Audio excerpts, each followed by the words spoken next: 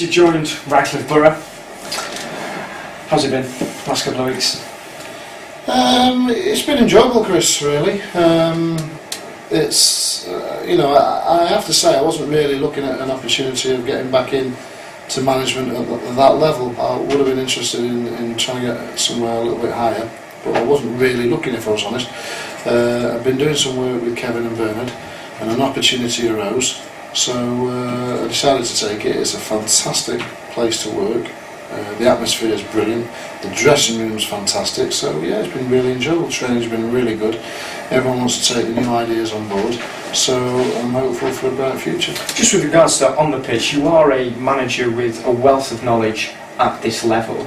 I mean, you've managed to bring it into the football club, in particular on the pitch as well, with players that you've managed to bring in. Has it been easy? Has it been difficult? Well, it's not been easy bringing players in, but that hasn't been the major thing to bring players in. It might be next season. That might be something that we've got to look at, and I will be bringing players to that football club next season. This season it hasn't been all about bringing players in, although we have brought one or two in to look at. It's just about giving the players that we've got there a little bit more knowledge and a little bit more understanding of what's required of them. And some of the more experienced players that they have there are out injured. So they've got a very young squad, and they've got some players that have a bright future in the game, but they need help. And so, I have got experience at that level and higher. So it's just about passing that information on. And the good thing is, they're up for it. They want it. They're keen to learn. Are you starting to see, with the weeks progressing now and passing now, the difference since when you came in? Definitely. I mean, the results are going to be up and down. Because that's what you get with younger players. The consistency isn't there, and of course we're playing that many games. We haven't got a big squad, Chris. We can't afford to change the squad around. There's players there that need help, they need to rest, they don't need to play, but we've not got a big group, so we're having to continually play the same sort of players, and it's hard work for them.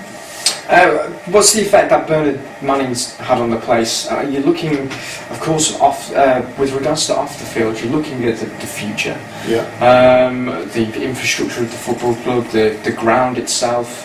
What part is? How much is he playing? Well, he's got a massive part to play. Bernard. He's a fantastic character. He's a very funny man, like you would expect, really. With his father, I suppose. He's great to deal with. He just has a lot of good contacts. He's trying to do right by the football club.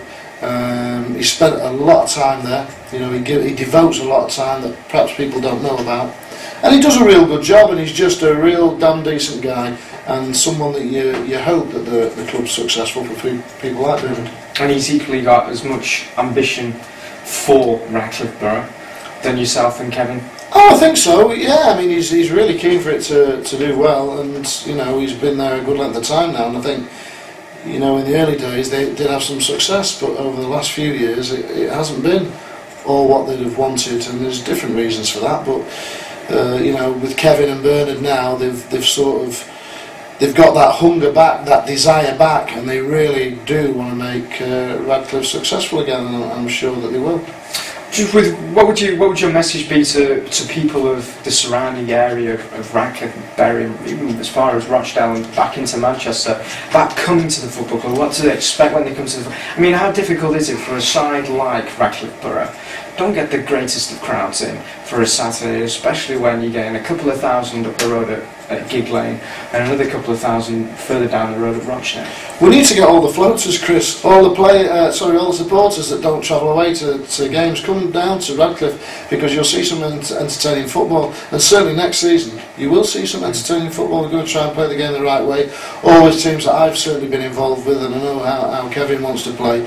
It will be good, and we need their support, and we need the Radcliffe supporters that perhaps have stayed away over the last few months or the last couple of seasons. We need them to come back to help invigorate the football club. We need the people of Radcliffe to actually show that they want a team in Radcliffe. Of course we need help, and it's a great friendly club. The people in and around it And there's lots of people. I don't want to get into mentioning all people because ask us in a minute. As soon as you don't mention someone, there's a problem. But I mean, for instance, Dave Chalmers, I will mention him because he does such a great job at the football club. But we need help. We need more people. And so you want more people to come in and get involved with the club themselves? Well, you always want that. I mean, the club has great facilities. It might well be that I'm not using this as a promo for Radcliffe Football Club, but they've got great facilities there. You can have parties there. You can have your kids' parties there. There's a lot of community stuff. They go into the schools coaching. There's a lot of things behind the scenes that perhaps people don't know about that goes on at that football club.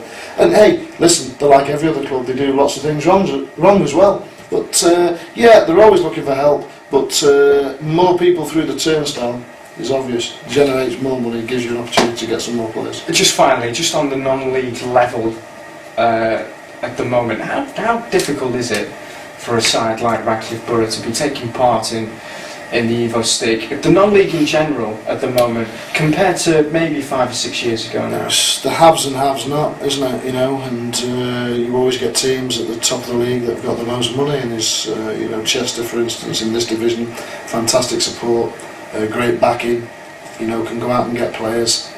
Chorley, again, the team, a lot of money, good backing, they've got some good crowds. It's going to be difficult to compete with those, but you've got to try and do it. And Kevin always says, can we get value for money from the players? Well, that's what we're looking to do, that's what we are doing.